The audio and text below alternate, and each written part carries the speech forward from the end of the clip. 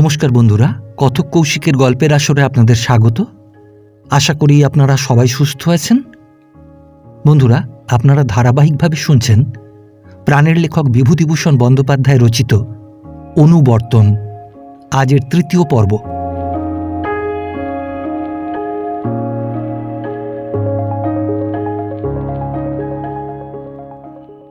হ্যাঁ sir, 4th ক্লাসের সতীশকে উনি 60 নম্বর দিয়েছেন যে খাতায়, তাতে 40-এর বেশি নম্বর ওঠে না। ভুল কাটেননি সব জায়গায়। এই কথার মধ্যে মুশকিল আছে। সব ভুল নিখুঁতভাবে কেটে কোনো মাস্টারই খাতা দেখেন না, স্বয়ং মিস্টার আলমও না। এখানে মিস্টার আলম নতুন টিচারের ওপর বেশ এক চাল চাললেন। হেডমাস্টার খাতা চেয়ে পাঠিয়ে সত্যিই দেখলেন প্রত্যেক পাতায় এক আধটা ভুল রয়ে গেছে, যা কাটা হয়নি। নতুন মাস্টারের ডাক পড়ল ছুটির পর। হেডমাস্টার বললেন, 4th ক্লাসের হিস্ট্রির খাতা দেখেছিলেন আপনি? হ্যাঁ স্যার। খাতা ভালো করে দেখেননি তো? সব ভুলে লাল দাগ দেননি? হ্যাঁ, বেশিরভাগ দিয়েছি স্যার, দু একটা ছুটে গিয়েছে হয়তো। না, আমার স্কুলে ওভাবে কাজ করলে চলবে না।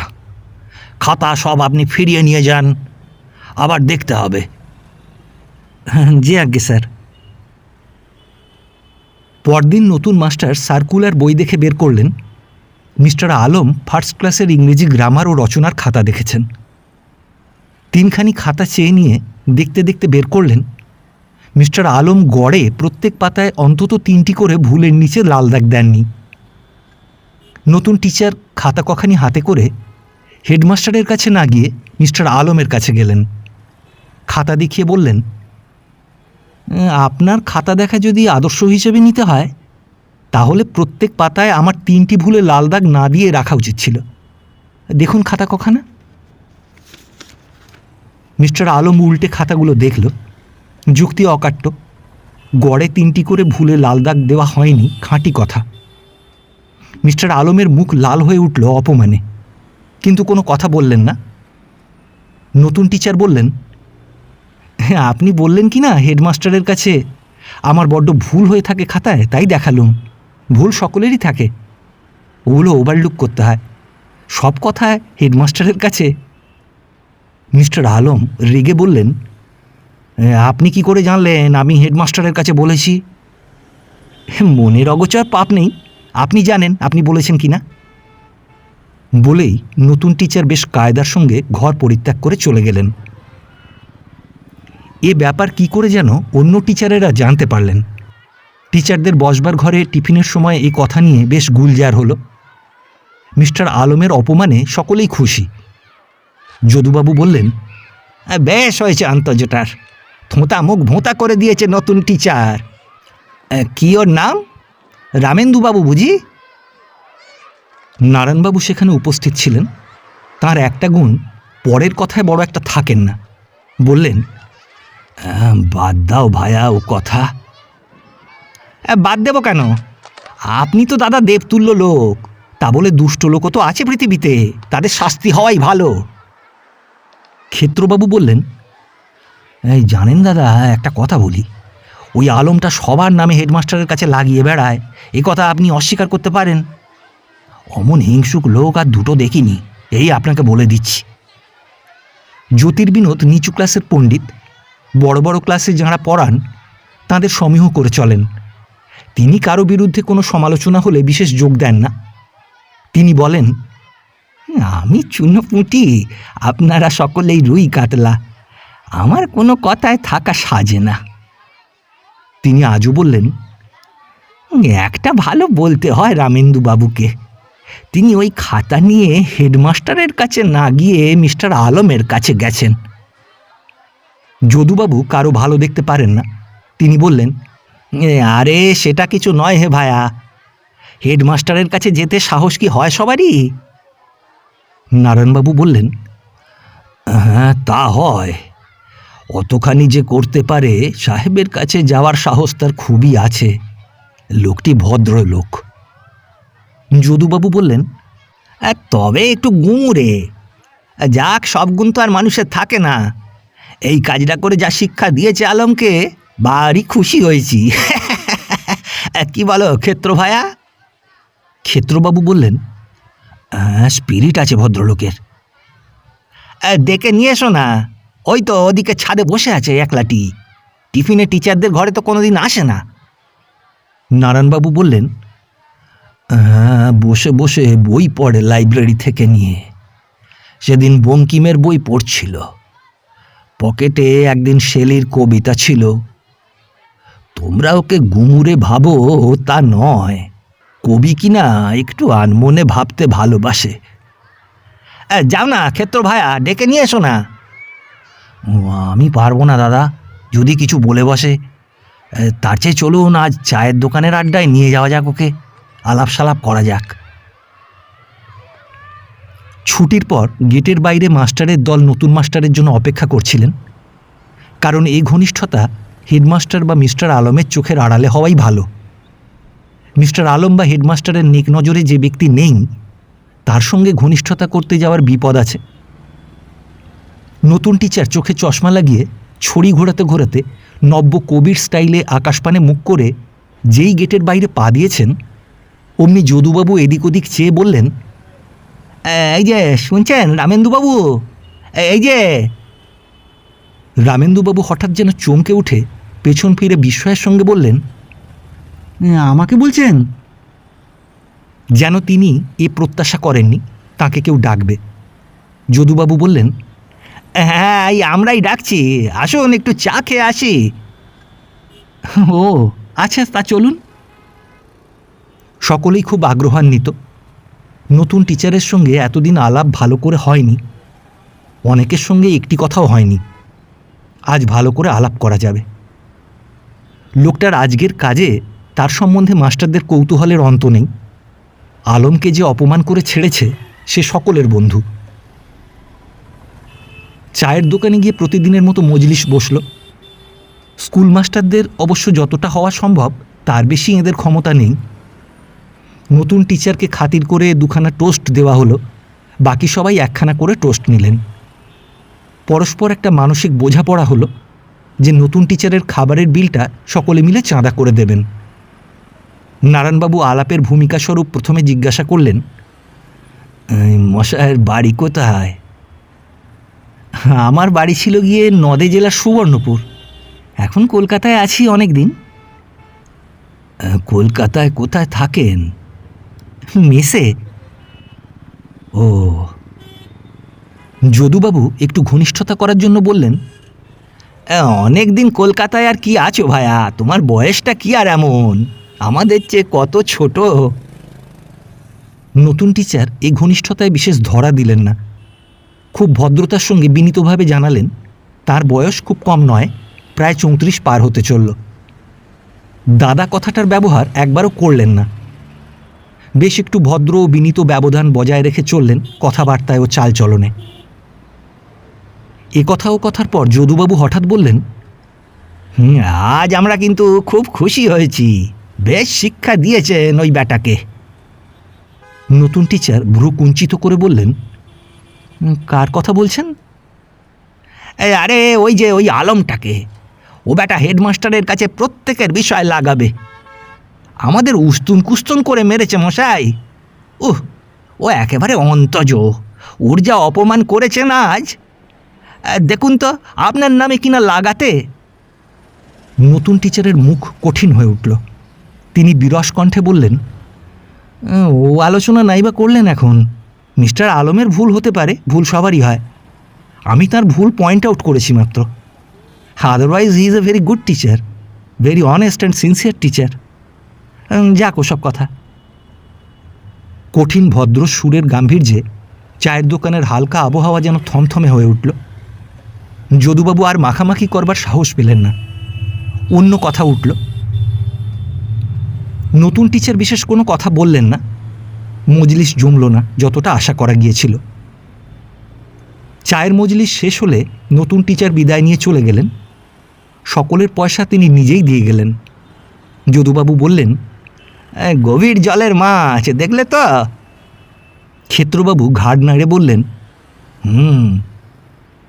বেশ চালবাজ। হ্যাঁ, তা একটু আছে বই কি। নারায়ণবাবু বললেন, তোমরা কারুর ভালো দেখো না, এই তোমাদের দোষ।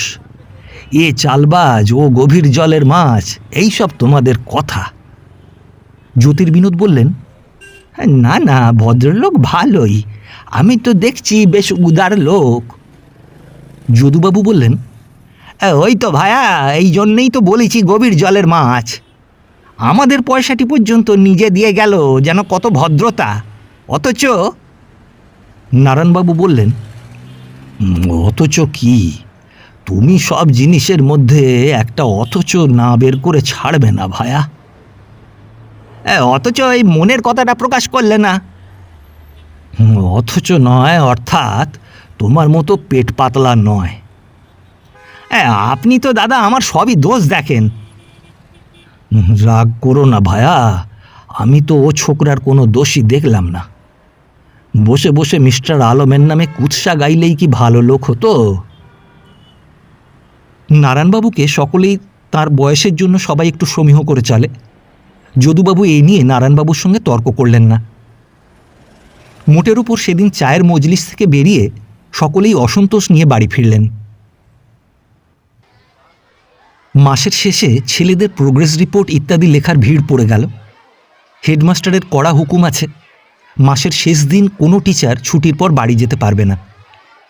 বসে বসে সব প্রোগ্রেস রিপোর্ট লিখে হেডমাস্টারের সই করিয়ে বিভিন্ন ক্লাসের মার্কের খাতায় ছেলেদের মার্ক জমা করে ক্লাসের হাজিরা বইতে ছেলেদের গড় হাজিরা বের করে তবে যেতে পারবে। এইসব কেরানির কাজ সাঙ্গ করে বাড়ি ফিরতে রাত 7:30 বেজে যায়। স্কুলের প্রথানুযায়ী মাস্টারদের এদিন জলখাবার দেওয়া হয় স্কুলের খরচে। যদুবাবু ছুটির পর সাহেবের কাছে জলখাবারের টাকা আনতে গেলেন। বরাবর তিনিই যান ও কোনো দোকান থেকে খাবার কিনে আনেন। বরাদ্দ আছে 5.5 টাকা। সাহেব যদুবাবুর হাতে 7টি টাকা দিয়ে বললেন, আজ ভালো করে খাও সকলে, লাড্ডু রসগোল্লা বেশি করে নিয়ে এসো। যদুবাবু প্রথমে একটি রেস্টুরেন্টে গিয়ে 2 পেয়ালা চা খেলেন। তারপর 6 টাকার খাবার কিনলেন এক দোকান থেকে। বাকি 1টি টাকা তাঁর উপরি পাওনা। অন্যবার 8 আনা পয়সা উপরি পাওনা হয়, অর্থাৎ 5 টাকার খাবার কিনে 8 আনা পকেটস্থ করেন। স্কুলে আসতে প্রায় সন্ধ্যা হলো। মাস্টারেরা অধীর আগ্রহে জলখাবারের প্রত্যাশায় বসে আছেন। একজন বললেন, এত দেরি কেন যদুবাবু? আরে গরম গরম ভাজিয়ে আনছি। আমার কাছে বাবা ওই ফাঁকে দিতে পারবে না কোনো দোকানদার। বসে বসে তৈরি করিয়ে ওই 16 আনা দাঁড়ি ধরে ওজন করিয়ে তবে। অন্যান্য মাস্টারদের অগাধ বিশ্বাস যদুবাবুর ওপরে। সকলেই বলেন, যদুবাবুর মতো কিনতে কাটতে কেউ পারে না, পাকা লোক একেবারে যাকে বলে। টিচারদের ঘরে বেঞ্চির ওপর ছোট ছোট পাতা পেতে খাবার পরিবেশন করা হলো। যদুবাবু এখানে খাবেন না, তিনি বাড়ি নিয়ে যাবেন। জ্যোতির্বিনোদ মশাই ঘিয়ে ভাজা জিনিস খাবেন না, তিনি নিষ্ঠাবান ব্রাহ্মণ, তার জন্যে শুধু সন্দেশ রসগোল্লা আনা হয়েছে। নতুন টিচার বেঞ্চির একপাশে খেতে বসেছিলেন। তার সঙ্গে বড় সাধারণত কারো মেশামেশি নেই, তিনি নিঃশব্দে ঘাড় গুঁজে খাচ্ছিলেন। যদুবাবু সামনে গিয়ে বললেন, আর 2-1খানা লুচি দেব? না না, আর দেবেন না। এই একটা রসগোল্লা? অন্যান্য টিচার সকলেই বিভিন্ন বেঞ্চি থেকে নতুন টিচারকে খাওয়ার জন্য 2-1টা অতিরিক্ত মিষ্টি নেওয়ার জন্য পিড়াপিড়ি করতে লাগলেন। মিস্টার আলম ভোজসভায় প্রতিবার উপস্থিত থাকেন, কিন্তু স্বীয় পদের আভিজাত্য বজায় রাখবার জন্য সাধারণ মাস্টারদের সঙ্গে খেতে বসেন না। মাস্টারেরা বরং খোশামত করে প্রতিবারই ভোজসভাতেই তাকে খাওয়ার জন্য পিড়াপিড়ি করত। মিস্টার আলম হাসি মুখে প্রত্যাখ্যান করতেন। আজ তার প্রাপ্য সেই আপ্যায়ন নতুন টিচারের ওপর গিয়ে পড়তে দেখে মিস্টার আলম মনে মনে ক্ষুণ্ণ হলেন, বিস্মিত হলেন। নতুন টিচারের ওপর হিংসায় মন পরিপূর্ণ হল। নতুন টিচার বললেন, মিস্টার আলম, আপনি খেলেন না? আসুন। মিস্টার আলম গম্ভীর মুখে উত্তর দিলেন, না, আপনারা খান, আমি এখন খাই নে। নতুন টিচার আর কোনো কথা বললেন না। মাসে এই একদিন করে স্কুলের খরচে খাওয়া, এমন বেশি কিছু খাওয়া নয়, হয়তো খান 5-6 লুচি, 2টো রসগোল্লা, একটু তরকারি, 1 মুঠো বোঁদে। এই খাওয়াটুকুর জন্য মাস্টারেরা মাসের শেষ দিনটির প্রতীক্ষায় থাকেন। সেদিন সারা দিনটা খাটবার পর সন্ধ্যায় সকলে বসে একটু খাওয়া দাওয়া। পরদিন মিস্টার আলম হেডমাস্টারকে গিয়ে বললেন, স্যার, একটা কথা, মাসের শেষে মাস্টারদের পেছনে 5-6 টাকা মিথ্যে খরচ ও বন্ধ করে দেওয়াই ভালো। এই ধরুন, কমিটি থেকে আপত্তি তুলতে পারে, মাস্টারদের ডিউটি তারা করবে, তার জন্য খাওয়ানো কেন স্কুলের খরচে? আমি তো ভালো বুঝছি না স্যার। কমিটির নামে হেডমাস্টার একটু ভয় পেয়ে গেলেন, তবুও বললেন, তা খায় খাগে, খাটতেও তো হয়। মিস্টার আলম জানতো কমিটির নামে সাহেব একটু ভয় পায়। সে গিয়ে কমিটির একজন মেম্বারকে কথাটা লাগালো। কমিটির মিটিংয়ে অমূল্যবাবু সাহেবকে প্রশ্ন করলেন, আচ্ছা, শুনলাম আপনি টিচারদের জলখাবার খেতে দেন মাসের শেষে, সে কার পয়সায়? স্কুলের খরচে। কেন? মাস্টারদের খাটুনি বেশি হয়, প্রোগ্রেস রিপোর্ট লেখা, রেজিস্টার ঠিক করা। কিন্তু এ তো তাদের ডিউটি, এর জন্য জলখাবার দেওয়া কেন? ক্লার্কওয়েল তর্ক করে তখনকার মতো নিজের কাজের যৌক্তিকতা প্রতিপন্ন করতে চেষ্টা করলেন বটে, কিন্তু পরের মাস থেকে মাস্টারদের জলযোগ বন্ধ হয়ে গেল। ক্ষেত্রবাবু সেদিন স্কুল থেকে বাড়ি ফিরে দেখলেন স্ত্রী বিছানায় শুয়ে আছে, ভয়ানক জ্বর। এঁটো বাসন রান্নাঘরের একপাশে জড়ো হয়ে আছে। ও বেলাকার এঁটো পরিষ্কার করা হয়নি। ছেলে মেয়েগুলো ঘরময় দাপাদাপি করে বেড়াচ্ছে, চারিদিকে বিশৃঙ্খলা। ক্ষেত্রবাবুর মাথা ঘুরে গেল। সারাদিন পরে এসে এসব কি সহ্য হয়? স্ত্রীর ব্যবস্থা মতো ঠিকা ঝিকে আজ মাস 3 হলো ছাড়িয়ে দেওয়া হয়েছে। স্ত্রী বলেছিল, কেন মিছিমিছি ঝির পেছনে 2.5 টাকা 3 টাকা খরচ? আজ একটু নুন দাও মা, আজ খিদে পেয়েছে জল খাবার দাও মা, আজ মাখবার একটু তেল দাও মা। এইসব ঝক্কি রোজ লেগেই আছে, দাও ছাড়িয়ে, কাজকর্ম সব আমি করব। হেসে বলেছিল, কিন্তু মাসে মাসে 2.5 করে টাকা আমায় দিও গো, ফাঁকি দিও না যেন। কিন্তু শরীর খারাপ, মন খাটতে চাইলে কি হবে? 3 মাসের মধ্যে এই 3 বার অসুখে পড়ল। ডাক্তার ও ওষুধ খরচে ঠিকা ঝিয়ের ডবল খরচ হয়ে গেল। ক্ষেত্রবাবু নিজে বড় মেয়েটির সাহায্যে রান্নাঘর পরিষ্কার করলেন। মেয়েকে বললেন, এই বাসন মাজতে পারবি হাবি?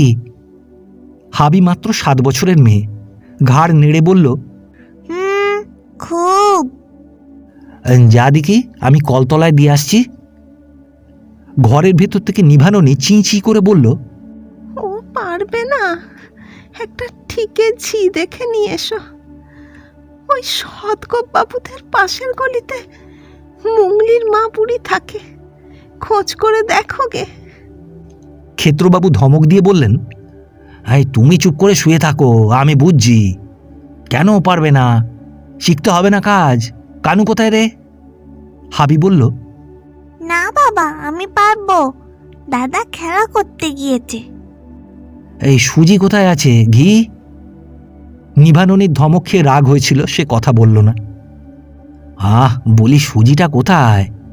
সারা দিন খেটে খিদেতে মরছি, যা হয় কিছু খাবো তো। নিভাননি পূর্ববৎ চিঁ করতে করতে বলল, আমার কি দরকার কথায়? যা বোঝো করো তুমি। হাবি বলল, আমি জানি বাবা, আমি দিচ্ছি। তখন নিভাননি মেয়েকে ডেকে বলে দিল, সুজি করবার দরকার নেই, ওবেলার রুটি করা আছে শিখে হাঁড়িতে, নিয়ে খেতে বল। চা করে দিতে পারবি? হাবি না বলতে জানে না, ঘাড় লম্বা করে বলল।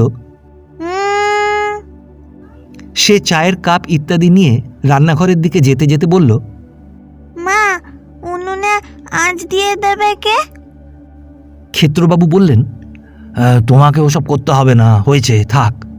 আর আমার চায় দরকার নেই, তারপর চা করতে গিয়ে জামায় আগুন লেগে মরুক। নিভাননি বলল, আহা, মুখের কি মিষ্টি বাক্যি। ক্ষেত্রবাবু 1 গ্লাস জল ঢকঢক করে খেয়ে ফেললেন। তারপর হাবির সাহায্যে রুটি বের করে গুড় দিয়ে 1-8খানা নিজে খেলেন, বাকি ছেলে মেয়েদের মধ্যে ভাগ করে দিয়ে টিউশনিতে বের হলেন। হাবি বলল, বাবা, মা বলছে রাতে খাবে কি? একখানা পাউরুটি কিনে এনো। ক্ষেত্রবাবু কথা কানে তুললেন না। ছাত্রের বাড়ি গিয়ে মনে পড়ল স্ত্রীর অসুখের জন্য একবার বেলেঘাটায় রামসদয় ডাক্তারের ওখানে যেতে হবে। খানিকটা আলাপ পরিচয় আছে, স্কুল মাস্টার বলে ভিজিটটা কম নিয়ে থাকে তার কাছে। ছেলের বাপ এসে কাছে বসে ছেলের পড়ার তদারক করতে লাগলো। ফলে ক্ষেত্রবাবু যে একটু সকাল সকাল বিদায় নেবেন তার উপায় রইল না। অভিভাবকের মনস্তুষ্টির দরুন বরং একটু বেশি সময় থাকতে হলো। রাত্রি 9:30টার সময় ছাত্রের বাড়ি থেকে পদব্রজে বেলেঘাটা চললেন। ডাক্তারের সঙ্গে দেখা করে কাজ শেষ করতে 10:30 বেজে গেল। কাজেই আসবার পথে 6টি পয়সা বাস ভাড়া দিয়ে ফিরতে হলো। বাসায় ফিরে দেখেন ছেলেমেয়েরা অঘোরে ঘুমোচ্ছে। স্ত্রীর আবার জ্বর এসেছিল সন্ধ্যার পরেই। সে বিছানায় পড়ে এপাশ ওপাশ করছে। ভীষণ খিদে পেয়েছে, কিন্তু এত রাত্রে কি খাবেন? ভাত চড়াবার ধৈর্য থাকে না আর এখন।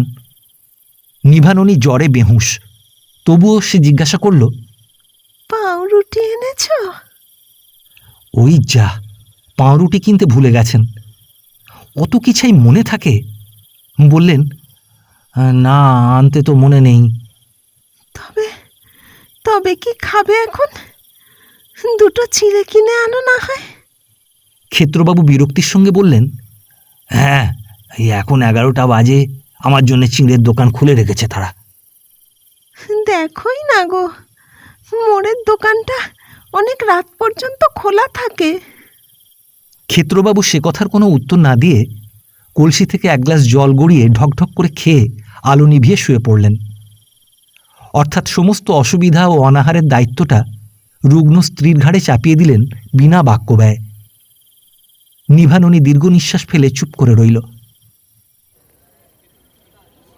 পরদিন সকালে ডাক্তার এসে বলল, রোগ বাঁকা পথ ধরেছে, বাড়িতে ভালো চিকিৎসা হবে না, হাসপাতালে পাঠাতে পারলে ভালো হয়। ক্ষেত্রবাবুর প্রাণ উড়ে গেল। হাসপাতালে স্ত্রীকে পাঠালে ছেলে মেয়েদের বাড়িতে দেখাশোনা করে কে? হাসপাতালে যাওয়ার ব্যবস্থাই বা তিনি কখন করেন? ডাক্তারের হাতে পায়ে ধরে একটা চিঠি লিখিয়ে নিলেন ক্যাম্বেল হাসপাতালের এক ডাক্তারের নামে। খেতে গেলে ক্যাম্বেল হাসপাতালে গিয়ে কাজ মিটিয়ে আবার ঠিক সময় স্কুলে যেতে পারেন না। সুতরাং হাবিকে তার ভাই বোনের জন্য রান্না করতে বলে না খেয়েই বের হলেন। ক্লার্কওয়েল সাহেবের স্কুলে 5 মিনিট লেট হবার জো নেই। হাসপাতালে গিয়ে শুনলেন ডাক্তারবাবু 10টার আগে আসেন না। বসে বসে 10:30টার সময় ডাক্তারের মোটর এসে গেটে ঢুকল। ক্ষেত্রবাবুর হাত থেকে চিঠি পড়ে বললেন, আচ্ছা, আপনি ওবেলা আমার সঙ্গে একবার দেখা করবেন, এই 6টার সময়। এবেলা বলতে পারছি না। ক্ষেত্রবাবু প্রমাদ গুনলেন, 6টা পর্যন্ত এখানে অপেক্ষা করবেন তো বাসায় যাবেন কখন? ছেলে পড়াতেই বা যাবেন কখন? স্কুলের কাজ শেষ হয়ে এসেছে, বেলা 4টে বাজে। এমন সময় সাহেবের ঘরে ডাক পড়ল। ক্ষেত্রবাবু সাহেবের টেবিলের সামনে দাঁড়াতেই সাহেব বললেন, ক্ষেত্রবাবু, 2টো ক্লাসের প্রশ্নপত্র লিথো করতে হবে, আপনি ছুটি হলে কাজটা করে বাড়ি যাবেন। হেডমাস্টারের কথার উপর কথা চলে না, অগত্যা তাই করতে হলো। ছুটির পর মাস্টারদের মধ্যে 2-1জন বললেন, চলুন ক্ষেত্রবাবু, চা খেয়ে আসি। মনে সুখ নেই, চা খাবো কি, চলুন। সেখানে গিয়ে মাস্টারের দল প্রস্তাব করলেন স্কুলে একদিন ফিস্ট করা হোক। হেড পণ্ডিত চা না খেলেও এখানে উপস্থিত থাকেন রোজ। তিনি ফর্দ করলেন প্রত্যেক মাস্টারকে 1 টাকা করে চাঁদা দিতে হবে, তাহলে একদিন পোলাও রেঁধে সবাই আমোদ করে খাওয়া যায়। যদুবাবু বললেন, 1 টাকা বড় বেশি হয়ে পড়ে, 12 আনার মধ্যে যা হয় হোক। ক্ষেত্রবাবু বললেন, মনে সুখ নেই দাদা, এখনো সব থাক। কেন, কি হয়েছে? বাড়িতে বড় অসুখ, হাসপাতালে পাঠাতে হচ্ছে কাল। সকলেই নানারূপ ব্যগ্র প্রশ্ন করতে লাগলেন। 2-1জন ক্ষেত্রবাবুর বাড়ি পর্যন্ত গিয়ে দেখতে চাইলেন। ফিস্ট খাবার প্রস্তাব আপাতত মুলতবি রইল। সকলেই কম মাইনে সংসার চালান, এক পরিবারের মতো মনে করেন পরস্পরকে। একজনের দুঃখ সবাই বোঝেন বলেই চায়ের এই মজলিসের বন্ধুদের মধ্যে প্রীতির বন্ধন ঘনিষ্ঠ ও নির্ভেজাল। ক্ষেত্রবাবুর সঙ্গে নারায়ণবাবু হাসপাতাল পর্যন্ত গেলেন। ক্ষেত্রবাবু বলেছিলেন, আপনি বুড়ো মানুষ, এতটা আর যাবেন না হেঁটে। বুড়ো মানুষ বলে কি আর মানুষ নয়? ও কি ভায়া, চলো গিয়ে দেখে আসি। দুজনে গিয়ে ডাক্তারের সঙ্গে দেখা করে হাসপাতালের সব ব্যবস্থা করে ফেললেন এবং পরদিনই নিভাননীকে হাসপাতালে আনা হলো। নারায়ণবাবু রোজ বিকালে টিউশনিতে যাবার আগে 2টি কমলা লেবু, কোনোদিন বা একগুচ্ছ আঙুর নিয়ে নিভাননীকে দেখে যান। স্কুলে পরদিন বলেন, ও ক্ষেত্র ভায়া, বৌমা কাল বলছিলেন তুমি হাত পুড়িয়ে রেঁধে খাচ্ছ। তোমার কে এক শালি আছেন, তাকে এনে 2 দিন রাখো না। আপনাকে বললে বুঝি? হ্যাঁ, কাল উনি বলছিলেন তোমার কষ্ট হচ্ছে, কবে যে সেরে উঠব, কবে যে বাড়ি যাব, বলছিলেন বৌমা। হ্যাঁ, ও এরকম বলে। শালিকে আনা কি সহজ দাদা? নিয়ে এসো খরচ করে, দিয়ে এসো খরচ করে, খাওয়াও লুচি পরোটা। হ্যাঁ, সে কি আমাদের সাধ্যি? নারায়ণবাবুকে নিভাননী দাদা বলে ডাকে, আড়ালে বটঠাকুর বলে ডাকে স্বামীর কাছে। নারায়ণবাবু কত রকম মজার গল্প করেন তার কাছে, রোগীর মনে আনন্দ দিতে চান। একদিন নিভাননী বলল, দাদা, আমি ভালো হলে আপনাকে ছোট বোনের বাড়ি একদিন খেতে হবে। নারায়ণবাবু শশব্যস্ত হয়ে বলেন, নিশ্চয়ই বৌমা, নিশ্চয়ই, এর আর কথা কি। আপনি কি খেতে ভালোবাসেন দাদা? আমার বৌমা, বুড়ো হয়েছি, যা হয় সব ভালো লাগে। একলা থাকি, রেঁধে খাই। কতদিন আছেন একা? তা আজ 27 বছর বৌমা। একা আছেন? তা থাকতে হয় বই কি বৌমা, নিজেই রাঁধি। এই বয়সে কি রান্না করতে ইচ্ছে করে? বেশি কিছু রাঁধি না, যা হয় একটা তরকারি করি। আপনি মাছ খান? তা খাই বৌমা, ও বোষ্টমদের ঢং নেই আমার। পুরুষ মানুষ মাছ মাংস কেন খাবো না? ও বোষ্টমদের মেয়েলিপনার ঢং দেখলে আমি হাড়ে চটি। আমি আপনাকে ইলিশ মাছের দই মাছ রেঁধে খাওয়াবো। আমি দিদিমার কাছে রাঁধতে শিখেছি জানেন। পিতৃসম স্নেহময় বৃদ্ধের সঙ্গে কথা বলবার সময় নিভাননীর কণ্ঠে আপনিই যেন আবদারের সুর এসে পড়ে। তার বালিকা বয়সে যে বাবা স্বর্গে গিয়েছেন, যার কথা ভালো মনে পড়ে না, এই প্রাণখোলা সরল বৃদ্ধের মধ্যে নিভাননী তাঁকেই যেন আবার দেখতে পায়। নিজের কণ্ঠে কখন যে কন্যার মতো আবদার অভিমানের সুর এসে পড়ে সে বুঝতেও পারে না। নারায়ণবাবু বসে সুখ দুঃখের কথা বলেন। নারীর ঘনিষ্ঠ সম্পর্কে আজ 30 বছর আসেননি। স্নেহ ভালোবাসার পাট উঠে গেছে। এমন দরদি শ্রোতা পেয়ে তাঁরও মনের উৎসমুখ খুলে যায়। প্রথম জীবনের চাকরির কথা বলেন, বহুকাল পরলোকগতা পত্নীর সম্বন্ধে বলেন, অনুকূলবাবুর কথাও পারেন। নিভাননী সহানুভূতি জানায়। এক মনে শুনতে শুনতে কখন তার চোখ ছলছল করে ওঠে। ক্ষেত্রবাবু সব দিন আসতে পারেন না।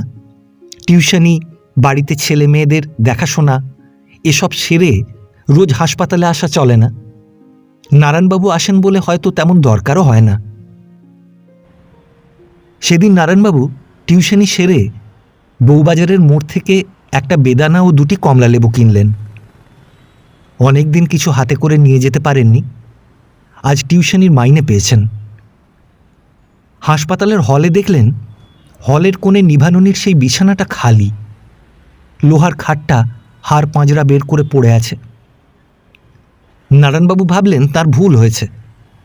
কোন ঘরে আসতে কোন ঘরে এসেছেন, বৃদ্ধ বয়সে মনে থাকে না। বেরোতে গিয়ে বারান্দায় জলের না কিসের ড্রামটি চোখে পড়ল। না, এই ড্রাম রয়েছে, এই তো ঘর। আবার তিনি ঘরে ঢুকলেন। পাশের বিছানায় এক রোগী বলল, আপনি কাকে খুঁজছেন বলুন তো? ও সেই বউটির আপনি কেউ? আহা, আপনি জানেন না, ও তো আজ দুপুরে হয়ে গিয়েছে। বউটির স্বামী এলো, আরও কে কে এলো, নিয়ে গেল প্রায় তখন 3টে। আহা, আমরা সবাই। কথা কইতে কইতে পাশ ফিরল আর অমনি হয়ে গেল। হাটে কিছু ছিল না। আহা, আপনি কে হতেন ওর, ইত্যাদি। নারায়ণবাবু কিছু না বলে ফলগুলি হাতে করে বাইরে এলেন। আজ ক্ষেত্রবাবুকে কি স্কুলে দেখেননি? না বোধ হয়। এখন মনে পড়ল সারাদিন স্কুলে ক্ষেত্রবাবুর সঙ্গে দেখা হয়নি বটে। আজ হাসপাতালে আসবেন বলে টিউশনিতে গিয়েছিলেন ছুটির পরেই, সুতরাং চায়ের দোকানেও যাননি, নতুবা ক্ষেত্রবাবুর অনুপস্থিতি চোখে পড়ত। নিজের ছোট ঘরের নিঃসঙ্গ শয্যায় শুয়ে বৃদ্ধ কত রাত পর্যন্ত ঘুমোতে পারলেন না। স্কুলের দুর্দশা উপস্থিত হলো এপ্রিল মাস থেকে। এপ্রিল মাসে মাস্টারদের বেতন ঠিক সময়ে দেওয়ার উপায় রইল না, কারণ এবার জানুয়ারি মাসে আশানুরূপ ছেলে ভর্তি হয়নি, বরং অনেক ছেলে ট্রান্সফার হয়ে চলে গেছে। এ স্কুলে ছেলেদের মাইনে অন্য স্কুলের থেকে বেশি। এইসব দুঃসময়ে লোক বেশি মাইনে দিতে আর চায় না। পূর্বে ভাবা গিয়েছিল সাহেব মেম স্কুলে পড়াবে বলে পাড়ার বড়লোকের ছেলেরা এখানেই ভর্তি হবে, কিন্তু গত ম্যাট্রিক পরীক্ষার ফল তেমন ভালো না হওয়ায় এই স্কুলে পড়াতে অনেকেই দ্বিধাবোধ করল। ফলে ছেলে অনেক কমে গেছে এবার। মাস্টাররা 27 এপ্রিল মার্চ মাসের মাইনের কিছু অংশ মাত্র পেল। গরমের ছুটির পূর্বে মে মাসে মার্চ মাসের প্রাপ্ত বেতনের বাকি অংশ শোধ করে দেওয়া হলো। 1.5 মাস গরমের ছুটি, গরিব শিক্ষকেরা বাড়ি গিয়ে খায় কি? হেডমাস্টারের কাছে দরবার করে ফল হলো না। সকলে বলল সাহেব মেম ঠিক ওদের পুরো ছুটির মাইনে নিয়ে যাচ্ছে, আমাদেরই বিপদ। শোনা গেল সাহেব দিল্লি না কোথায় যেন বেড়াতে যাচ্ছে। স্কুলের কেরানি হরিচরণ নাগ কিন্তু বলল এ কথা ঠিক নয়, সাহেব এখনো মার্চ মাসের মাইনে শোধ করে নেয়নি, এপ্রিল মাস পর্যন্ত মাইনে নিয়েছে বটে। সাহেবের কাছে গিয়ে মাইনে পাবার জন্য বেশি পিড়াপিড়ি করলে সাহেব বললেন, মাই ডোর ইজ ওপেন, যাদের না পোষায় চলে যেতে পারেন। আমার স্কুলে কষ্ট করে যারা থাকতে না পারবে তাদের দিয়ে এখানে কাজ হবে না। আমাদের অনেক কষ্টের মধ্যে দিয়ে এখনো যেতে হবে, স্বার্থত্যাগ চাই তার জন্যে। সামনের বছর থেকে স্কুল ভালো হয়ে যাবে, এই বছরটা তোমরা আমার সঙ্গে সহযোগিতা করো। ক্লার্কওয়েল সাহেবের ব্যক্তিত্ব বলে জিনিস ছিল, অন্তত গরিব টিচারদের কাছে, কারণ ব্যক্তিত্ব জিনিসটা ভীষণ রিলেটিভ। আমার গুরুদেবের ব্যক্তিত্ব তোমার কাছে হয়তো কিছুই নয়, কিন্তু আমার কাছে তা গুরুত্বপূর্ণ। তোমার জমিদার মনিবের ব্যক্তিত্ব যতই গুরু হোক, আমার কাছে তা নিতান্তই লঘু। সুতরাং মাস্টারের দল শুধু হাতে গরমের ছুটিতে দেশে চলে গেল। যদুবাবু পড়ে গেলেন মুশকিলে। কলকাতা ছেড়ে কোথাও একটা যাবার স্থান নেই, অথচ ইচ্ছা করে কোথাও যেতে। কতদিন কলকাতার বাইরে যাওয়া ঘটেনি, হাতও এদিকে খালি। তার ছাত্রেরা দেশে যাচ্ছে, নবদ্বীপের কাছে পূর্বস্থলী নামে গ্রাম, বেশ নাকি ভালো জায়গা। কিন্তু যদুবাবু তো একা নন, স্ত্রীকে বাসায় রেখে যাওয়া সম্ভব নয়। পৈতৃক গ্রামে যেতে ইচ্ছা হয়, কিন্তু সেখানে ঘরবাড়ি নেই, জমি জমা শরিক কিনে নিয়েছে আজ বহুদিন। তবুও যদুবাবু বললেন, এই বেড়াবাড়ি যাবে? যদুবাবুর স্ত্রী বিবাহ হয়ে কিছুদিন যশোর জেলার এই ক্ষুদ্র গ্রামে শ্বশুরঘর করেছিল। ম্যালেরিয়া ধরে মাস 2 ভোগে। তারপর থেকে স্বামীর সঙ্গে বর্ধমান ও পরে কলকাতায়। সে বেড়াবাড়ি যাবার প্রস্তাবে বিস্মিত হয়ে বলল, বেড়াবাড়ি? সেখানে কেমন করে যাবে গো? বাড়িঘর কোথায় সেখানে? চলো না অবনীদের বাড়িতে গিয়ে উঠি। সেও তো কলকাতায় এসে আমার বাসায় থেকে গেছে 2 একবার। না বাপু, পরের ঘরকন্যার মধ্যে যাওয়া সে বড় ঝঞ্ঝাট। হাতে তোমার টাকাই বা কই? যদুবাবুর মতলব একটু অন্যরকম। হাতে প্রায় কিছুই নেই। স্ত্রীকে পাড়াগাঁয়ে জ্ঞাতিদের বাড়ি গছিয়ে রেখে এসে দিনকতক তিনি একটু হালকা হবেন। 11 টাকা করে বাসা ভাড়া আর টানতে পারেন না। ওই থার্ড মাস্টার শ্রীশ রায় মেসে থাকে, 2.5 টাকা সিট রেন্ট, খোরাকি খরচ 10 টাকা, 12.5 টাকার মধ্যে সব শেষ। যদুবাবু স্ত্রীকে বলে কয়ে রাজি করালেন। কিন্তু যাবার দিন বাড়িওয়ালা গোলমাল বাঁধালো। এই আজ 5 মাসের বাড়ি ভাড়া পাও না মশাই, 5×11=55, 10 টাকা মাত্র ঠেকিয়েছেন, এ মাসে আর মাত্র 5 টাকা ঠেকিয়ে চলে যাচ্ছেন। বাক্স পেঁটরা বিছানা সবই তো নিয়ে চললেন, রইল এখানে কি তবে? ওই একটা জারুল কাঠের সিন্দুক আর একখানা ভাঙা তক্তপোষ, আর তো দেখছি কয়লা ভাঙা হাতুড়িটা আর ওই মোর্চে ধরা গোটা 2 কাঁচ ভাঙা হ্যারিকেন। আপনি যদি আর না আসেন মশাই, তো এতে আমার 40 টাকা আদায় হবে কিসে বুঝিয়ে দিয়ে তবে যান। আমি পাড়ার লোক ডাকি, তারা বলুক, আমার যদি অন্যায় হয়ে থাকে মশাই আমায় 10 ঘা জুতো মারুক। আপনি ভদ্রলোকের ছেলে, বাড়িতে জায়গা দিয়েছিলাম, স্কুলে মাস্টারি করেন, ছেলেদের লেখাপড়া শেখান, তা এই যদি আপনার ধরন হয়? না মশাই, আমি তা পারবো না, মাফ করবেন। আপনি যেতে হয় জিনিসপত্র রেখে যান, আর নইলে আমার ভাড়া চুকিয়ে দিয়ে যান।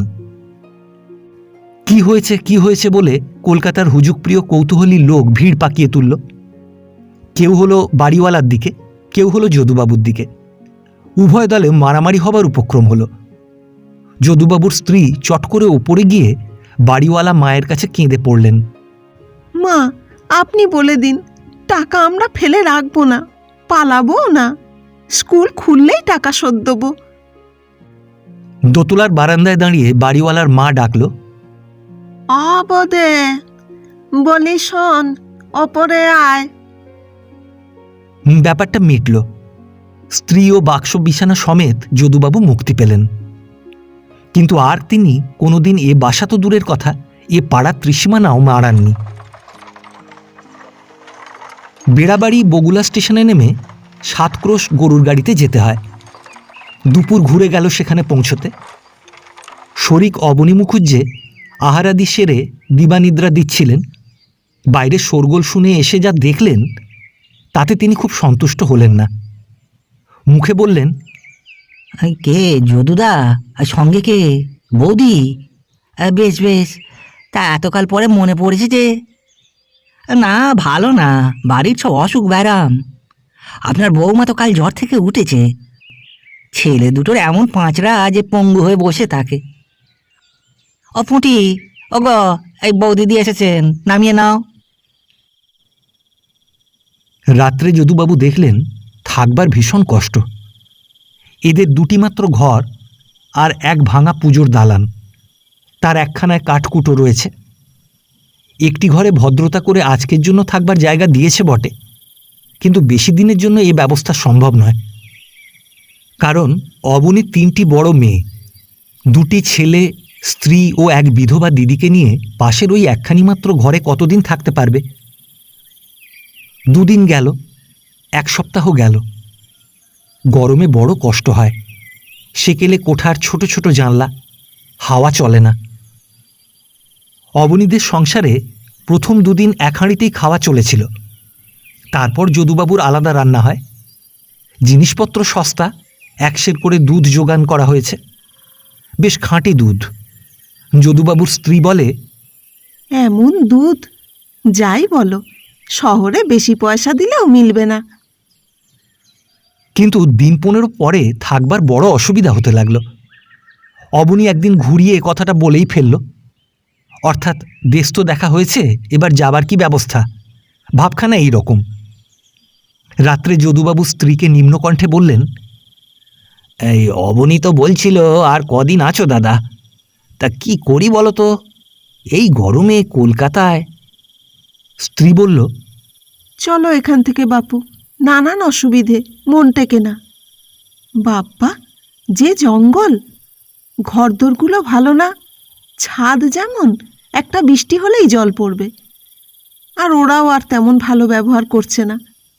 আজ ঘাটে বড়দিদি কাকে বলছিল, আমাদের বাড়ি তো আর শরিকের ভাগ নেই, যে যেখানে আছে হুট করে এলেই তো আর হলো না। এই কীরকম কথা, ও আমাদের যাওয়াই ভালো। যে মশা, রাত্রিরে ঘুম হয় না মশার ডাকে। যদুবাবুর তা ইচ্ছা নয়। স্ত্রীকে একবার শরিকের ঘাড়ে কিছুদিন চাপিয়ে যাবেন, এই মতলব নিয়েই এখানে এসেছেন। তিনি কিছু বললেন না। আর 2-3 দিন পরে যদুবাবু ফিরবেন মনস্থ করলেন। অবনীকে বললেন, তোমার বউ দিদি রইল এই মাসটা, ওই দিদির সঙ্গে শোবে। আমার কলকাতায় না গেলে নয়, আমি পরশু নাগাদ যাই। গ্রামের কাপালিপাড়া থেকে সিধু কাপালি এসে বলল, দাদা ঠাকুর, এ গাঁয়ে একটা পাঠশালা খুলে বসুন, 25-30টা ছেলে দেব, 4 আনা 8 আনা করে রেট। আপনার বাড়ি বসে যা হয়, কলকাতা ছেড়ে দিয়ে এইখানেই থেকে যান না কেন? যদুবাবু হেসে বললেন, কলকাতার স্কুলে 75 টাকা মাইনে পাই, 70 ছিল, ছেড়ে দেব বলে ভয় দেখিয়েছিলাম। অমনি সেক্রেটারি 5 টাকা বাড়িয়ে বললে, যদুবাবু আপনার মতো টিচার আর কোথায় পাবো, আপনি থাকুন। প্রাইভেট টিউশনিতেও তাও ধরো পাই 15 আর 25 সকালে, আর বিকেলে 15 আর 20। তা এই ছেড়ে আসবো পাঠশালা খুলে 4 আনা 8 আনা নিয়ে ছেলে পড়াতে? তুমি হাসালে সিদ্ধেশ্বর। অবনী সেখানে উপস্থিত ছিল। যদুদাদা যে স্কুলে এত মাইনে পান, এই সে প্রথম শুনল। কিন্তু কই, তেমন তো আসবাব বাসনপত্র কিছু নেই। বৌদিদি মোটে 4খানা শাড়ি এনেছেন, দাদার 2টি মলিন পিরান, গায়ে ভালো গেঞ্জি একটাও দেখা যায় না। বিছানা তো যা এনেছেন তা দেখে একদিন অবনীর স্ত্রী বলেছিল, বর ঠাকুরের যা বিছানাপত্তর, ওই বিছানায় কি করে ওরা শোয় কলকাতা শহরে তা ভেবে পাইনি। আমরা যে অজপাড়াগে, আমাদের বাড়ির ছেলে মেয়েরা পর্যন্ত ও বিছানায় শোবে না। গ্রামের সকলে ধরেছিল, এতকাল পরে দেশে এসেছ, গাঁয়ের ব্রাহ্মণ কটিকে ভালো করে একদিন মা বাপের তিথিতে খাইয়ে দাও। কিছুই তো করলে না গাঁয়ে। যদুবাবু তাতে কর্ণপাত করেননি, অথচ তিনি এত রোজগার করেন, নিজের মুখেই তো বললেন। কি জানি কি ব্যাপার শহরের লোকের, বেশ মোটা পয়সা হাতে নিয়ে এসেছে দাদা, অথচ খরচপত্র বিষয়ে কঞ্জুস। কথাটা অবনী স্ত্রীকে বলল। স্ত্রী বলল, কি জানি বাপু, দিদির গায়ে তো একরত্তি সোনা নেই, শাঁখা আর কাঁচের চুড়ি এই তো দেখছি। তা কেমন করে বলবো বলো? হতে পারে। ও তুমি জানো না, ওসব কলকাতার লোক পাড়া গাঁয়ে আসবার আগে সব খুলে রেখে এসেছে, চুরি যাওয়ার ভয় বড্ড ওদের। ভেবেচিন্তে পরদিন অবনী যদুবাবুর কাছে দুপুরের পর কথাটা পারল। দাদা, একটা কথা ছিল। কি হে? এই নানা রকমে বড় জড়িয়ে পড়েছি। মেয়েটা বড় হয়ে উঠেছে, বিয়ে না দিলে আর নয়। বরদা সেই সোনাঙ্গতির মোকদ্দমা করে আড়ালে বিল বিক্রি করে ফেললেন, জানেন তো সব। সেই নিজেও মারা গেলেন আর আমাকে একেবারে পথে বসিয়ে গেলেন। আর পয়সা অভাবে ছেলেটাকে পড়াতে পারছি না। তা আমি বলছি কি, ওই ছেলেটাকে আপনার বাসায় রেখে যদি দুটো দুটো খেতে দেন আর আপনার স্কুলে ফ্রি করে নেন দয়া করে, তবে গরিবের ছেলের লেখাপড়াটা হয়। আপনিও তো ওর জ্যাঠামশাই। যদুবাবু বুঝলেন মাইনে সম্বন্ধে ওরকম বলা উচিত হয়নি তখন। পাড়াগাঁয়ের গতিক ভুলে গেছেন বহুদিন না আসার দরুন। এসব জায়গার লোকে সর্বদা সুবিধা খুঁজে বেড়াচ্ছে, চাইতে চিন্তিতে এদের দ্বিধা নেই, লজ্জা নেই। কি বিপদেই ফেলল এখন। মুখে বললেন, তার বেশি কথা কি, ছুটো থাকবে, এ ভালো কথাই তো।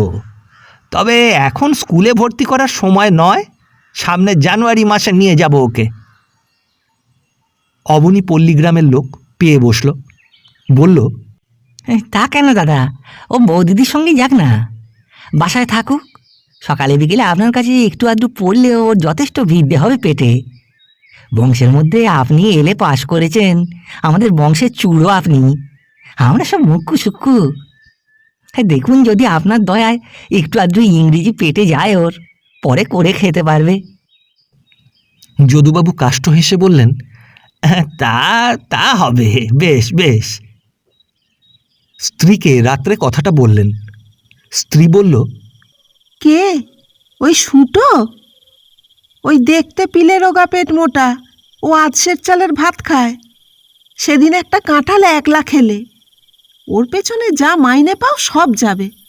তা তুমি কিছু বলেছো নাকি? আরে বলেছি, কি আর করি, তোমাকে নিয়ে যাবার সময় এখন ছিনে জোঁকের মতো ধরে না বসে। ওসব লোককে বিশ্বাস নেই রে বাবা।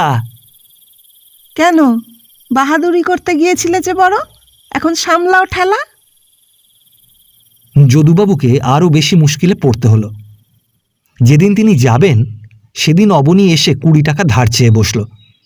না দিলে চলবে না, সামনের মাসে সে বৌদিদির হাতে কড়াই গণ্ডায় শোধ করে দেবে। এখন না দিলে জমিদারের নালিশের দায়ে আমন ধানের জমা বিক্রয় হয়ে যাবে। অবনী তাকে বড় দাদার মতো দেখে, তিনি না দিলে এই বিপদের সময় সে কোথায় দাঁড়ায়, কার কাছেই বা হাত পাতে। অবনী একেবারে যদুবাবুর পা জড়িয়ে ধরল। দিতেই হবে। যদুবাবুর বৌমা পর্যন্ত নাকি বটঠাকুরের কাছে আসবার জন্য তৈরি হয়ে আছে টাকার জন্য। যদুবাবু প্রমাদ গুনলেন, এমন বিপদে পড়বেন জানলে তিনি সাধু কাপালিকে কি ওই কথা বলেন? বললেন, তা একটা কথা, টাকা করি ভায়া এখানে তো কিছু রাখিনি, সব ব্যাংকে। তোমার বৌদিদি বললে পাড়া গাঁয়ে যাচ্ছ, সোনা দানা টাকা করি সব এইখানে রেখে যাও, হাতে কেবল যাবার ভাড়াটি রেখেছি ভায়া। এই আজই যাবেন? হ্যাঁ, এখনই খাওয়া হলেই বেরুবো, আজই 10টার গাড়িতে। যদুবাবু মনে মনে বললেন, যাও বা থাকতাম আজকের এই বেলাটা হয়তো, আর এক দণ্ডও এখানে থাকি, এখন বেরুতে পারলে হয় এখান থেকে। কিন্তু অবনী মুখুজ্জে অভাবগ্রস্ত পাড়াগাঁয়ের লোক, তাকে তিনি চেনেননি কিংবা চিনেও ভুলে গিয়েছিলেন। অবনী বলল, হ্যাঁ বেশ দাদা, চলুন, আমিও আপনার সঙ্গে কলকাতা যাই তবে।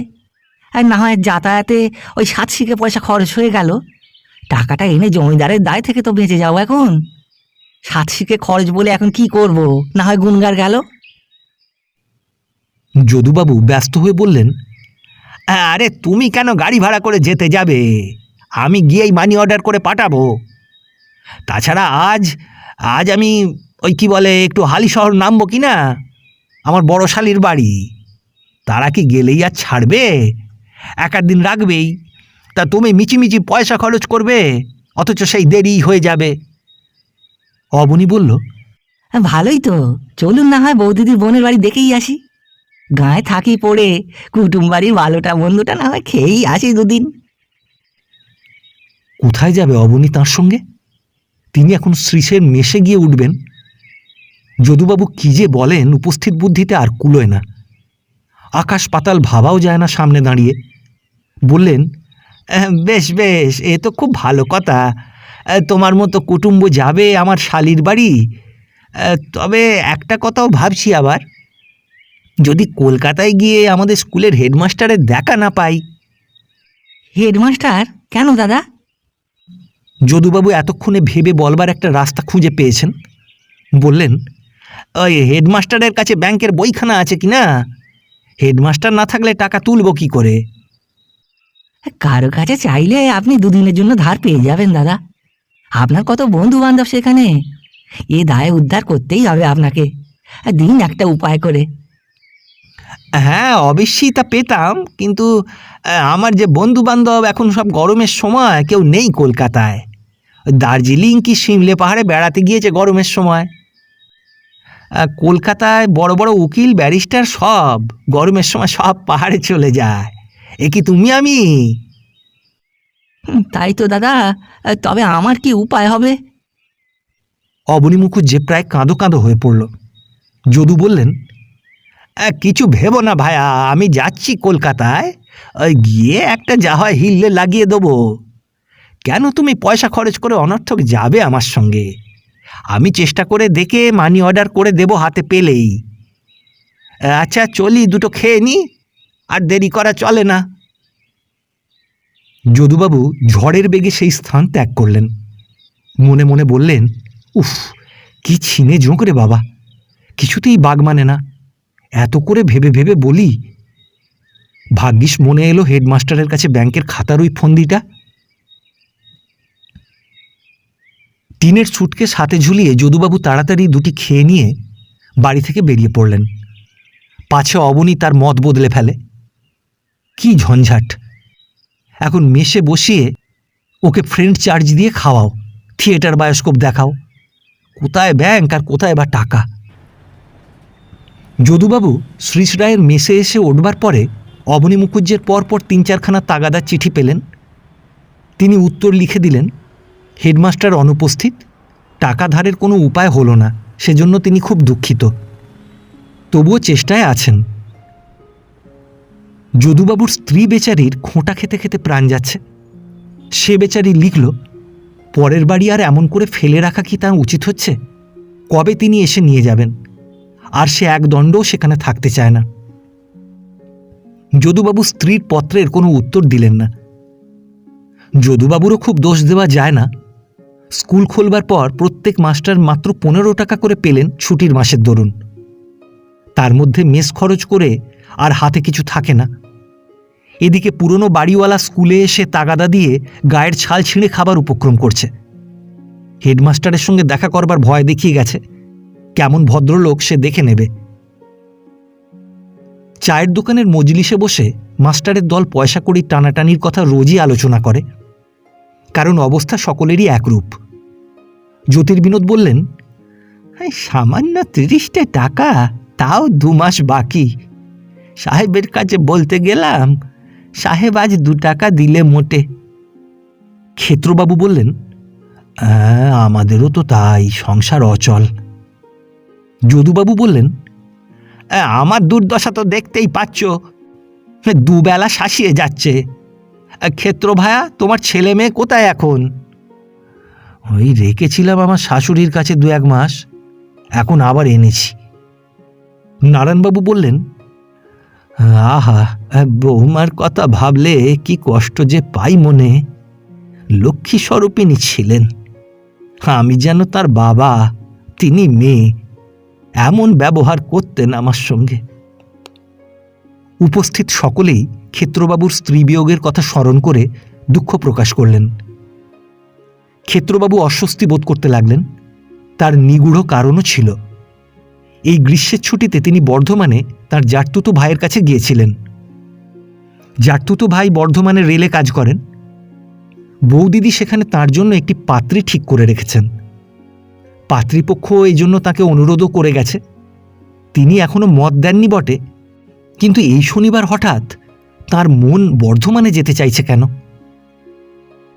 চায়ের দোকান থেকে বের হয়ে টিউশনিতে যাবার পূর্বে ক্ষেত্রবাবু ওয়েলেসলি স্কোয়ারে একটু বসলেন। বেঞ্চিখানাতে আর একজনকে বসেছিল, তিনি বসতেই সে উঠে গেল। ক্ষেত্রবাবু একটু অন্যমনস্ক। পুনরায় বিবাহ করবার অবশ্য তার ইচ্ছা নেই, করবেনও না। তবে আর একটা কথাও ভেবে দেখতে হবে, ছোট ছোট ছেলে মেয়েদের বিশেষ কষ্ট। সেই কোন সকালে তিনি স্কুলে চলে এসেছেন। বড় মেয়েটার উপরে সব ভার। তার বয়স এই মাত্র 7.5। সেই রান্না বান্না, ছোট ভাই বোনদের খাওয়ানো মাখানোর ঝুঁকি ঘাড়ে নিয়ে গৃহিণী সেজে বসে আছে। কিন্তু আজ যদি একটা শক্ত অসুখ বিসুখ হয় কারো, কে দেখাশোনা করবে তাদের? এসব ভেবে দেখবার জিনিস। স্কুলের অবস্থা ক্রমশ খারাপ হয়ে আসছে। গ্রীষ্মের ছুটির পর 2 মাস চলে গেছে, অথচ ছুটির মাইনে এখনো সম্পূর্ণ শোধ হয়নি। সাহেবকে বারবার বলেও কোনো ফল হয় না। সাহেবের এক কথা, এবছর কষ্ট সহ্য করতেই হবে। যার না পোষায় সে চলে যেতে পারে। একদিন সাহেবের সার্কুলার অনুযায়ী ছুটির পর সাহেবের আপিসে শিক্ষকদের হাজির হতে হলো। সাহেব বললেন, আজ একটা বিশেষ জরুরি মিটিং করা দরকার। 3rd ক্লাসে গণিতের ফল আদৌ ভালো হচ্ছে না। এ বিষয়ে শিক্ষকদের নিয়ে পরামর্শ করা নিতান্ত আবশ্যক। মিটিং চলল। হতভাগ্য টিচারের দল খালি পেটে শ্রান্ত দেহে 5টা পর্যন্ত নানারূপ কৌশল উদ্ভাবন করতে ব্যস্ত রইল। 3rd ক্লাসে কি করে অ্যালজাবরা ভালো রূপে শেখানো যায়। ব্রিটিশ সাম্রাজ্যের বিরুদ্ধে কোনো বৈদেশিক শক্তি যুদ্ধ ঘোষণা করলে ইংল্যান্ডের প্রধানমন্ত্রী এর থেকে বেশি আগ্রহ ও উদ্যোগ দেখাতে পারতেন না তার ক্যাবিনেট মিটিংয়ে। 5টা বেজে গেল, তখনও প্রস্তাবের অন্ত নেই। 3rd ক্লাসের গণিত শিক্ষার ভারপ্রাপ্ত টিচার হতভাগ্য শেখরবাবু ম্লান মুখে বসে শুনে যাচ্ছেন, কারণ এই অবস্থার জন্য তিনিই ধর্মত দায়ী। তাঁর দপ্তরেই এ দুর্ঘটনা ঘটেছে। উক্ত ক্লাসের গত 2টি সাপ্তাহিক পরীক্ষায় গণিতের ফল আদৌ আশাপ্রদ হয়নি। 5:30টার সময় হেডমাস্টার উঠে ধীরে ধীরে গণিত শিক্ষার প্রকৃষ্ট উপায় সম্বন্ধে গুরুগম্ভীর প্রবন্ধ পাঠ শুরু করলেন। খাতার বহর দেখে মনে হলো 6:30টার কমে সে প্রবন্ধ শেষ হবে না। হঠাৎ নতুন টিচার দাঁড়িয়ে বললেন, স্যার, আমার একটা কথা বলবার আছে। হেডমাস্টার প্রবন্ধ পাঠ করছিলেন। থেমে মুখ তুলে বিস্মিতভাবে নতুন টিচারের দিকে চেয়ে ভ্রু কুঞ্চিত করে বললেন, ইয়েস। স্যার, 6টা বাজে, মাস্টারেরা সকলেই ক্ষুধার্ত, আজ এই পর্যন্ত থাকলেই ভালো হয়। নতুন টিচারের সাহস দেখে সবাই বিস্মিত ও স্তম্ভিত। হেডমাস্টার বললেন, জানো মাস্টার, আমি আমার বক্তব্যের মধ্যে কোনো বাধা সৃষ্টি পছন্দ করি না। স্যার, আমায় ক্ষমা করবেন, স্পষ্ট কথা বলবার সময় এসেছে। আপনার এরকম মিটিং মাস্টারদের পক্ষে বড় কষ্টদায়ক হয়, এতে স্কুলের কাজ হয় না। স্কুলের কাজ কি আমাকে তোমার কাছে শিখতে হবে? আপনি ভেবে দেখুন, এতে স্কুলের কি ভালো হচ্ছে? ছাত্র ছেড়ে গিয়েছে, রিজার্ভ ফান্ড নেই, মাইনে পাই না আমরা নিয়ম মতো, অথচ আপনি এইসব শিক্ষককে নিয়ে আলোচনা সভার প্রহসন করছেন। হ্যাঁ, আপনি ভেবে দেখুন, এতে কি উপকার হয়? এইসব টিচার মুখ ফুটে বলতে পারেন না, কিন্তু 4টের পর আপনি এদের কাছ থেকে ভালো কিছু আশা করতে পারেন কি? এবার হেডমাস্টারের পালা বিস্মিত ও স্তম্ভিত হবার। একজন সামান্য বেতনের টিচারের কাছে তিনি এ ধরনের সোজা ও স্পষ্ট কথা প্রত্যাশা করেননি। বললেন, আমি কতদিন হেডমাস্টারি করছি তা তোমার জানা আছে? তা আমার জানবার দরকার নেই স্যার, কিন্তু আপনার এই শাসন প্রণালী যে আদৌ ফলপ্রদ নয় তা আপনাকে স্পষ্টভাবে বুঝিয়ে দেওয়াতে আপনি আমায় শত্রু ভাববেন না। আমি বন্ধুভাবেই এ কথা বলছি, আপনাকে সদুপদেশ দেওয়ার লোক নেই। মাস্টারেরা সকলে কাঠের মতো বসে আছেন। এমন একটা ব্যাপার তাঁরা কখনো এই স্কুলে ঘটতে পারে বলে কল্পনাও করতে পারেনি। 2-4 জন সপ্রশংস দৃষ্টিতে নতুন টিচারের দিকে চেয়ে রইলেন। নতুন টিচার যে এমন চোস্ট ইংরেজি বলতে পারদর্শী, এ তথ্য আজই তাঁরা অবগত হলেন। হেডমাস্টারের মুখ লাল হয়ে উঠেছিল। তিনি বললেন, তুমি কি বলতে চাও আমি স্কুল চালাতে জানি নে? নতুন টিচার কি একটা উত্তর দিতে যাচ্ছিলেন, এমন সময় নারায়ণবাবু নতুন টিচারকে বললেন, ভায়া, ছেড়ে দাও, আর তর্ক বিতর্ক করো না। সাহেব যা বলছেন ওনার ওপর আর কথা বলো না। আশ্চর্যের বিষয়, সেই সভাতেই সাহেবের সামনে 2-3 জন টিচার, তাঁদের মধ্যে ক্ষেত্রবাবু ও শ্রীশবাবু আছেন, নারায়ণবাবুর মধ্যস্থতা করতে যাওয়ায় স্পষ্টতই বিরক্তি প্রকাশ করলেন। পেছন থেকে হেড মৌলভী বলল, আহা, বলতে দেন ওনাকে নারায়ণবাবু, বাধা দেবেন না। আলম বেঞ্চির কোণে চুপ করে বসে আছেন, মুখে কথাটি নেই। নতুন টিচার বললেন, স্যার, আপনি ভেটারান হেডমাস্টার, স্কুল চালাতে জানেন না তাই কি বলছি? কিন্তু আপনি স্কুলের বাজেট দেখে ব্যয় সংকোচের ব্যবস্থা করুন। 2 মাসের মাইনে পাননি যেসব মাস্টার, তাদের নিয়ে 6টা পর্যন্ত মিটিং করা কি চলে স্যার? নারায়ণবাবু বললেন, থামো ভায়া, থামো।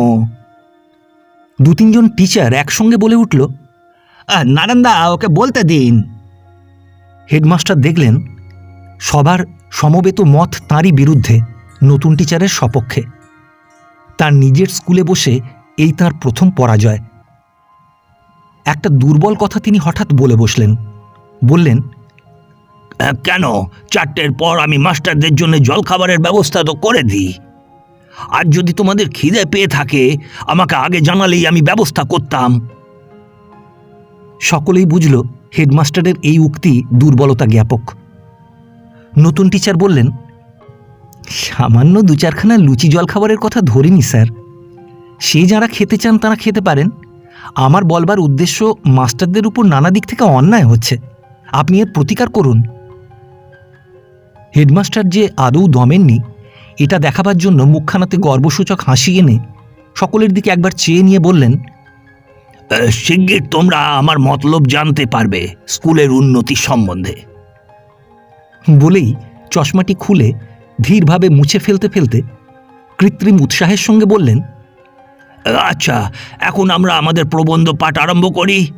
কোন পর্যন্ত পড়েছিলাম তখন দেখি। এমন ভাব দেখাবার চেষ্টা করলেন যেন নতুন টিচারের মন্তব্য তিনি গায়েই মাখেননি। ওরকম বহু অর্বাচীনের উক্তি তিনি বহুবার শুনেছেন, কিন্তু ওসব শুনতে গেলে তাঁর চলে না। 6:30টার সময় প্রবন্ধ শেষ হলো। ইতিমধ্যে যদুবাবু কখন খাবারের টাকা নিয়ে গিয়েছিলেন কেউ লক্ষ্য করেনি। 3 টুকরি লুচি, কচুরি, আলুর দম কখন এসে পৌঁছে গেছে। হেডমাস্টার নিজে দাঁড়িয়ে শিক্ষকদের খাবার তদারক করলেন। নতুন টিচারের মর্যাদা যথেষ্ট বেড়ে গেল স্কুলে এই দিনটির পর থেকে। দোর্দণ্ড প্রতাপ ক্লার্কওয়েল যার সামনে হঠাৎ নরম হয়ে সরু সুতো কাটতে লাগলেন, তার ক্ষমতা আছে বই কি। মিস্টার আলম হেডমাস্টারকে বললেন, স্যার, আপনার মুখের ওপর তর্ক করে আপনি তাই সহ্য করলেন কাল। বলুন, আজই পড়ানোর ভুল ধরে রিপোর্ট করে দিচ্ছি, দিন ওর চাকরি খেয়ে। নতুন টিচার অত ভালো ইংরেজি বলে আমি জানতাম না মিস্টার আলম। আমি ওর ক্লাস ওয়ার্ক আগেও দেখেছি, তাকে খারাপ বলা যায় না ঠিক। স্যার, আমার কাল রাগ হচ্ছিল ওর বেয়াদবি দেখে। আর দেখলেন মাস্টারেরা প্রায় অনেকেই ওকে সাপোর্ট করলে। হ্যাঁ, সেটা নিয়ে আমিও ভেবেছি। মাস্টারেরা ঠিকমতো মাইনে পায় না বলেই অসন্তুষ্ট। অসন্তুষ্ট লোক দিয়ে কাজ হয় না। স্কুলের বাজেটটা সামনের বছর থেকে ব্যালেন্স না করাতে পারলে আর এরা সন্তুষ্ট হচ্ছে না। স্যার, কাল কোন কোন টিচার ওকে সাপোর্ট করেছিল তাদের আমি নাম লিখে রেখেছি। নামগুলো দিও আমার কাছে। বলেন তো, ওদের ক্লাস ওয়ার্ক দেখি আজ থেকে, রিপোর্ট করি। একদিন মিস্টার আলম চুপি চুপি সাহেবের কাছে এসে বলল, স্যার, মাস্টারেরা নতুন টিচারকে নিয়ে দল পাকাচ্ছে। কে কে? স্যার, ক্ষেত্রবাবু, যদুবাবু, শ্রীশবাবু, জ্যোতির্বিনোদ, দত্ত, বোস, কেবল নারায়ণবাবু নন। নারায়ণবাবু is an old loyalist. Sir, নতুন টিচারকে নিয়ে দল পাকায় ওই মোড়েই ওই চায়ের দোকানে রোজ ছুটির পর ওদের মিটিং হয়। নতুন টিচার ওদের দলপতি। তোমাকে কে বললে? ওই ক্লার্ক সুবল দে আমাকে সব কথা বলে। ও ওদের দলে যোগ দিয়ে শুনে এসে আমায় বলেছে আমাদের স্কুলের সম্বন্ধে ইউনিভার্সিটিতে নাকি ওরা জানাবে। নতুন টিচারের কে আত্মীয় আছে ইউনিভার্সিটিতে? দেখো মিস্টার আলম, যে যা পারে করুক, আর ওসব স্পাইগিরি আমি পছন্দ করি নে। এটা শিক্ষা প্রতিষ্ঠান, এর মধ্যে ওসব দলাদলি, ডার্টি পলিটিক্স আই হেট। আমার একমাত্র উদ্দেশ্য ছেলেদের শিক্ষা, স্কুলকে ভালো করব। God is on my side. হ্যাঁ, আমার মনে হয় ওই নতুন টিচারটাকে না তাড়ালে স্কুলে দলাদলি আরও বাড়বে। ওই ভাঙবে স্কুলটাকে, ও লোক সুবিধের নয়। কিন্তু এই রিপোর্টে ফল উল্টো হলো। সাহেবের কাছে মাস দুইয়ের মধ্যে নতুন টিচারের প্রতিপত্তি বেড়ে গেল। মাস্টারেরা সব নতুন টিচারকে লিডার বানিয়েছে। তাদের অভাব অভিযোগের কথা নতুন টিচারের মুখে ব্যক্ত হয় হেডমাস্টারের কাছে। আজ একে 2 টাকা আগাম দিতে হবে, কাল টিচার্স এড ফান্ড থেকে ওকে 5 টাকা ধার দিতে হবে। নতুন টিচারকে মুখপাত্র করে সবাই পাঠিয়ে দেয়। সাহেব বলেন, কি রামেন্দ্রবাবু? স্যার, আজ যদুবাবুকে কিছু আগাম দিতে হবে। কেন? ও মাসে দেওয়া হয়েছে 7 টাকা। ওর বড় ঠেকা, দেনা হয়েছে। বড় অবিবেচক লোক ওই যদুবাবু। আমি শুনেছি ও রেস খেলে। না স্যার, রেস খেলার পয়সা কোথায় পাবেন? মেসে থাকেন এখানে। মিস্টার আলমের কানে কথাটা উঠল। আজকাল নতুন টিচার সাহেবের কাছে মাস্টারদের জন্য সুপারিশ করে এবং তাতে ফলও হয়। আলম একদিন সুবল দে কেরানিকে বাইরে একটা চায়ের দোকানে নিয়ে গেলেন। বললেন, এই সুবল, এইসব হচ্ছে কি? কি বলুন স্যার? এই সাহেব নাকি ওই নতুন টিচারের কথা খুব শুনছেন। তাই মনে হয় স্যার। সেদিন জ্যোতির্বিনোদকে 2 দিন ছুটি দিলেন ওর সুপারিশে। কেন কেন? ওই জ্যোতির্বিনোদের ভাগ্নির বিয়ে। ওই জ্যোতির্বিনোদের ক্যাজুয়াল লিভের হিসেবটা চেক করে কাল আমায় জানিও তো, বুঝলে? বেশ স্যার। স্কুলে যা তা হচ্ছে না। কেরানি চুপ করে রইল। কেরানি মানুষ, বড় টিচারের সামনে যা তা বলে কি শেষে বিপদে পড়বে? মিস্টার আলম বললেন, তোমার কি মনে হয়? স্যার, আমরা চুনোপুটির দল, আমাদের কিছু না বলাই ভালো। এই নতুন টিচার বড় বাড়িয়েছে না? তবে একটা কথা। কি?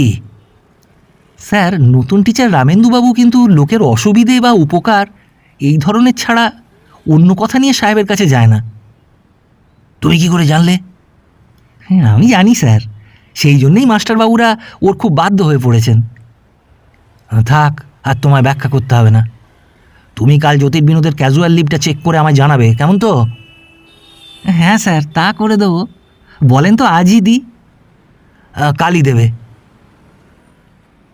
পরদিন হিসাব করে ধরা পড়ল জ্যোতির্বিনোদের 3 দিন বেশি ছুটি নেওয়া হয়ে গিয়েছে এবছর। মিস্টার আলম সাহেবের কাছে রিপোর্ট করলেন। জ্যোতির্বিনোদের 3 দিনের বেতন কাটা গেল।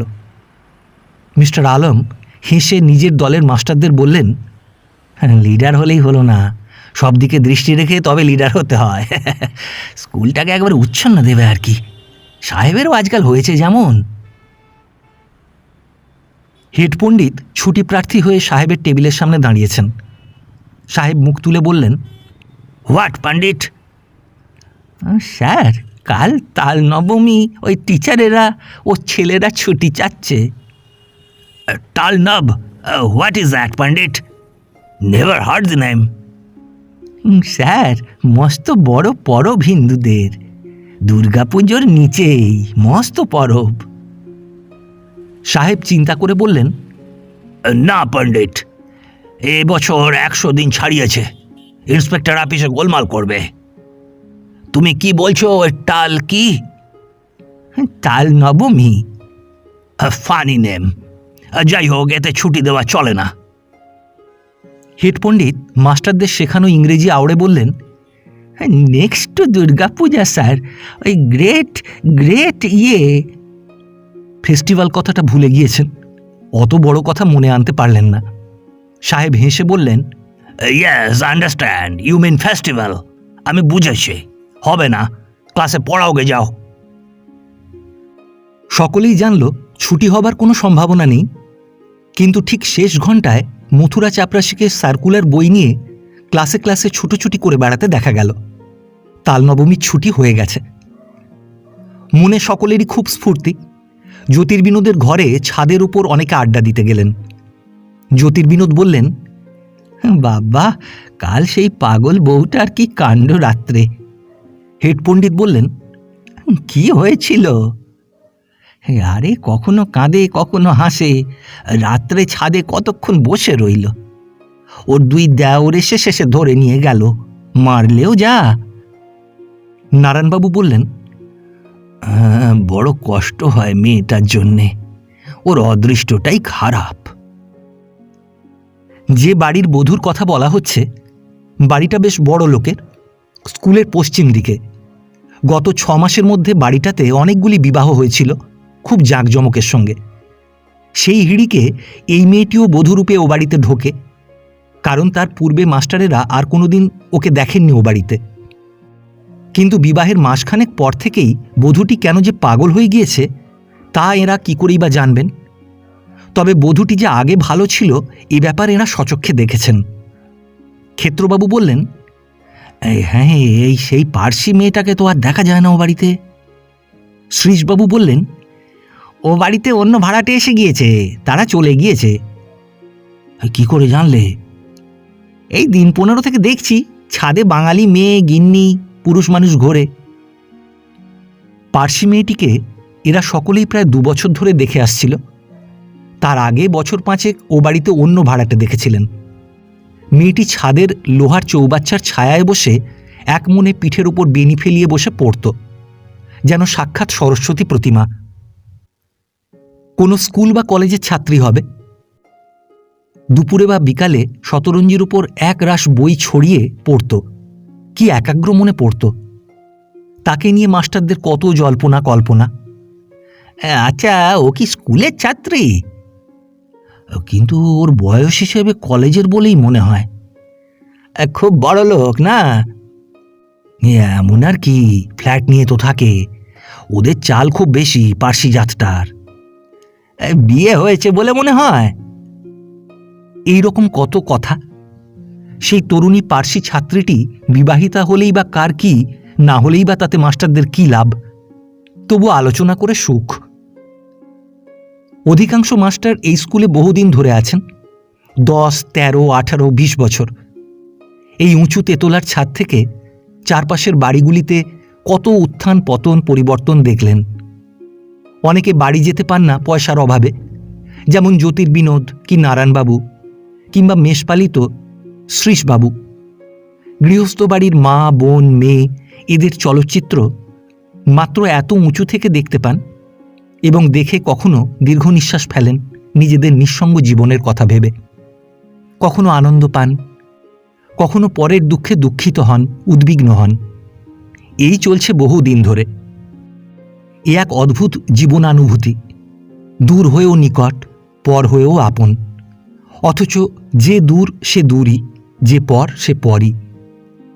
অনেক কুশ্রী ঘটনাও প্রত্যক্ষ করেছেন। ওই লাল বাড়িটাতে 9 বছর আগে এক মেয়ে একটি ছেলের সঙ্গে পালিয়ে গিয়েছিল। এদিকের ওই বাড়িটাতে প্রৌঢ়া গৃহিণীকে প্রত্যেক দিন, থাক সেসব কথায় দরকার নেই। কত দুঃখের কাহিনীও এই সঙ্গে মনে পড়ে। ওই পূব দিকের হলদে দোতলা বাড়িটাতে আজ প্রায় 7-8 বছর আগে স্বামী স্ত্রী একসঙ্গে আত্মহত্যা করে। এতদিন পরেও সে কথা টিফিনের ছুটির সময় মাঝে মাঝে ওঠে। বেকার স্বামী পরিবার প্রতিপালন করতে না পেরে স্ত্রীর সঙ্গে মিলে বেকার জীবনের অবসান করে। সেসব দিনে ক্লার্কওয়েল সাহেব ছিল না, ছিলেন সুধীর মজুমদার হেডমাস্টার। অনুকূলবাবুর পরের কথা। হেড পণ্ডিত বললেন, অনেক দিন হয়ে গেল এই স্কুলে যদু ভায়া, কি বলো? সেই বউবাজার স্কুল ভেঙে এখানে আসি, মনে পড়ে সে কথা? হেডমাস্টারের নাম কি ছিল জানো? ওই শশীপদ কি জানো? আমার আজকাল ভুল হয়ে যায়, নাম মনে আনতে পারিনে। যদুবাবু বললেন, ওই শশীপদ রায়চৌধুরী, বউবাজার থেকে তারপর রানী ভবানীতে গিয়েছিলেন, মনে নেই? আমরা তো স্কুল ভেঙে চলে এলুম, শশীবাবুর আর কোনো খোঁজ রাখিনি। স্কুলে তখন অনুকূলবাবু হেডমাস্টার। ওহ, অমন লোক আর হয় না। আমাদের নারায়ণ দাদা সেই আমলের লোক, না দাদা? নারায়ণবাবু বলেন, আমি তারও কত আগের। তুমি আর যদু এসেছ এই 18 বছর, আমি তারও 12 বছর আগে থেকে এখানে। অনুকূলবাবুতে আমাতে মিলে স্কুল গড়ি। ক্ষেত্রবাবু বলেন, আপনারা গড়লেন স্কুল, আর এখন কোথা থেকে মিস্টার আলম আর সাহেব এসে নবাবি করছে দেখো। নারায়ণবাবু বলেন, আরে আমি কিছুই নই, অনুকূলবাবু গড়েন স্কুল। তার মতো ক্ষমতা যার তার থাকে না। অনুকূলবাবুর মতো লোক হচ্ছে এই সাহেব। সত্যিকার ডিউটিফুল হেডমাস্টার হিসেবে সাহেব অনুকূলবাবুর জুড়িদার। লেখাপড়া শেখে সবাই, কিন্তু অন্যকে শেখানো সবাই পারে না। যে পারে তাকে বলে টিচার। তুমি আমি টিচার নই। টিচার ছিলেন অনুকূলবাবু, টিচার হলো এই সাহেব।